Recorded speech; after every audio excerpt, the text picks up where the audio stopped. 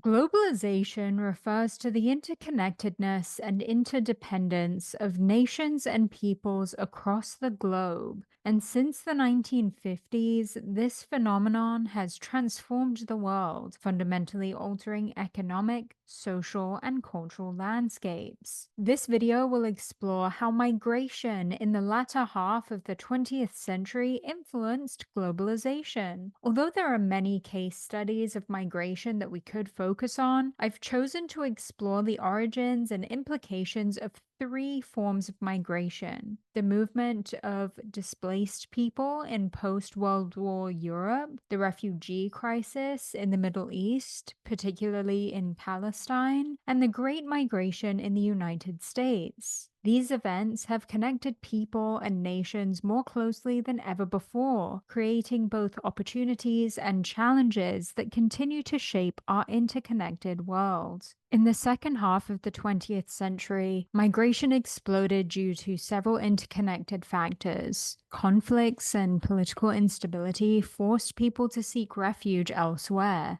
Decolonization created new nations and movements of populations. Economic opportunities in industrialized nations attracted laborers. Advancements in transportation made long distance travel more accessible, and global communication increased awareness of opportunities and issues abroad. In mid century Europe, millions of people were displaced due to the destruction caused by World War II, leading to vast movements within and out of Europe. The shifting political landscapes in the Middle East, including catastrophes like the Nakba and the Arab Israeli conflict, also resulted in substantial refugee movements. And finally, in the United States, over 6 million African Americans left the South to seek new opportunities in cities of the North, Midwest, and Western United States. World War II caused massive upheaval, with many forced to flee their homes due to combat, persecution, and shifting borders. Millions of displaced people, including Holocaust survivors, prisoners of war, forced laborers, and ethnic minorities, sought to rebuild their lives. But the geopolitical landscape of post war Europe complicated resettlement efforts, with some countries unwilling to repatriate their citizens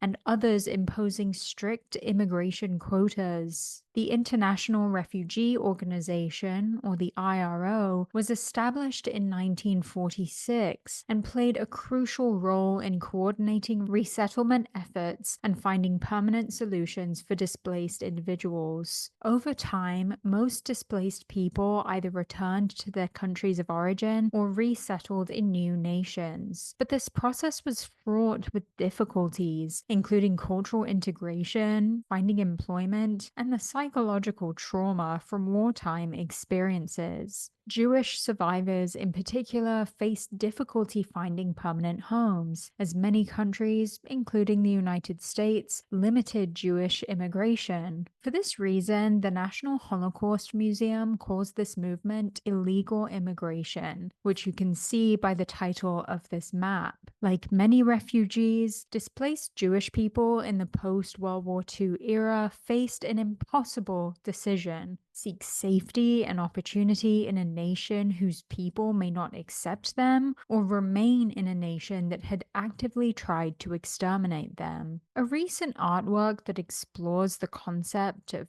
post World War II displacement is Personne by Christian Boltanski. He was born in Paris in 1944, just a few days after it was liberated from Nazi occupation. His father was Jewish and had to hide under the floorboards of their house for a year and a half to avoid detection by Nazi authorities, who would have arrested him and sent him away to a concentration camp. The family remained traumatized for years after the war, which influenced Boltanski's childhood. As he grew up and began working as an artist, the Jewish Holocaust was a recurring theme because it had been in his family discussions and his parents' fears about losing their children. In French, personnes has two meanings depending on context. It can either mean people or nobodies. This existential question influences Boltanski's work, which explores these highly organized archival systems used by the Nazis to both catalog and dehumanize its victims. The massive piles of clothing in Boltanski's work, each representing an individual displaced person, references the enormous accumulated piles of confiscated possessions, such as clothing, baggage, shoes, and even eyeglasses, which were kept from prisoners who no longer were allowed their own freedoms.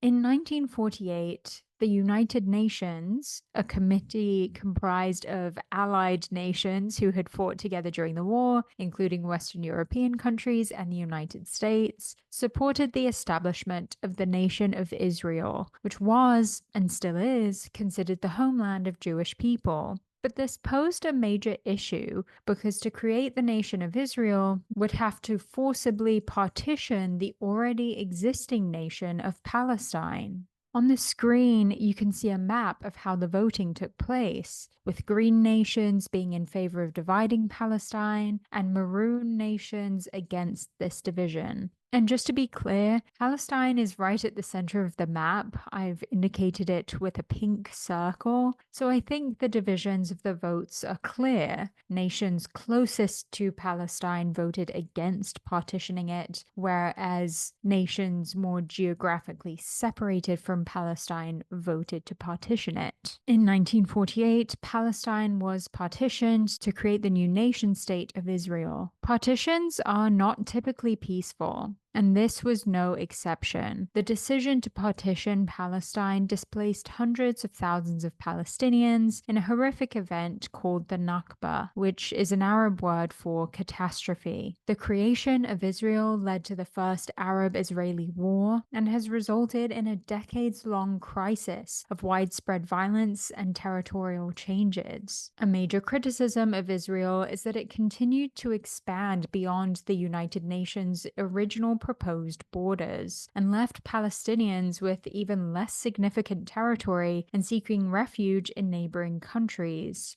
In other words, a plan to find a homeland for displaced people after World War II eventually led to another refugee crisis of displaced Palestinians. As you know, the conflict between Israel and Palestine continues to grow today, and our access to digital technology and social media means that we can see constant updates of these egregious events. And like Christian Boltanski, Palestinian artists attempt to find ways to deal with the generational trauma of being displaced. Malak Matar's painting, which you see here, represents 3 generations of Palestinian refugees, starting with her grandparents, whose home village was demolished following the Nakba in 1948. It also includes herself, as she is often barred from going home due to military blockades. The figure shown in her painting is not a self-portrait, but a portrait of every Palestinian, shown comforting herself against the vivid colors of a no longer existing town.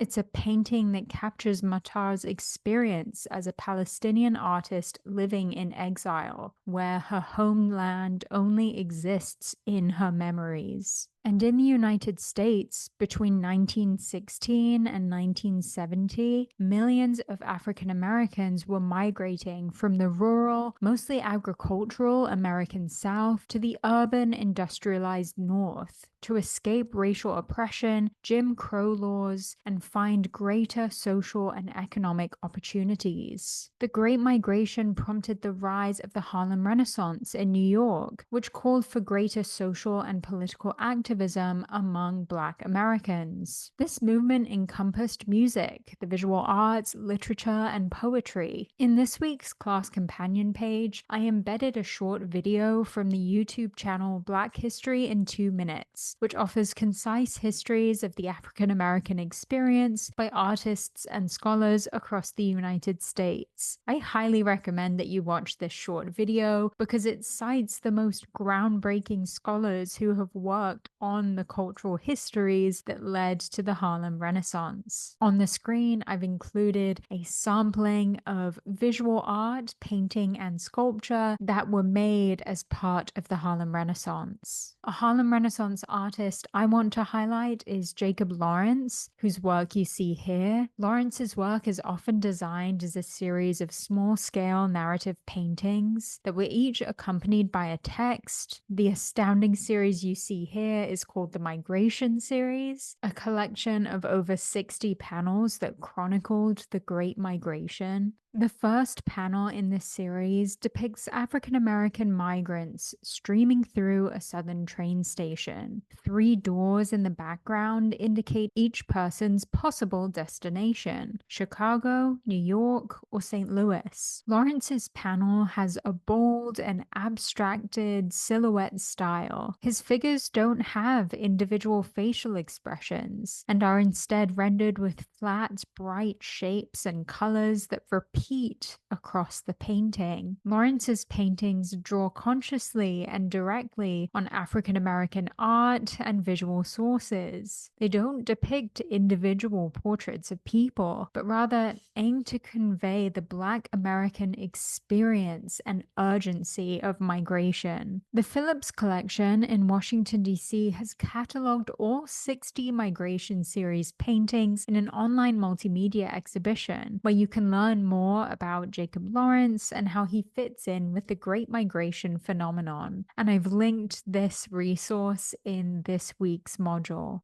And migration continues to be a consistent issue today. History books might describe migration in open and shut terms. This group of people moved here, and that one moved there. The end. But Ethiopian American artist Julie Meritu makes work that challenges this conception of migration. Her migration direction map, which you see here, might look a bit confusing at first, and certainly not at all like a real map, but that's intentional. Maps tend to have clearly defined borders between places and things, suggesting divisions that are permanent and unchanging, much like some accounts of history. But Meritu's map has wavy and intersecting lines. It shows boundaries overlapping and merging, with arrows pointing this way and that. You're not sure where to start or where you're supposed to end up. And the title clues us in to the ideas Meritu is exploring, and the ones that I hope you gain from this module. That the movement of people is anything but straightforward. Migration involves the realities of individuals and families as they settle and resettle, blend and clash, and their relationships, which shift over time. The artists that we've looked at in this class companion video have aimed to show that in their art. This approach to considering migration throughout history does deepen our knowledge of history itself and the complications of movement across space and time.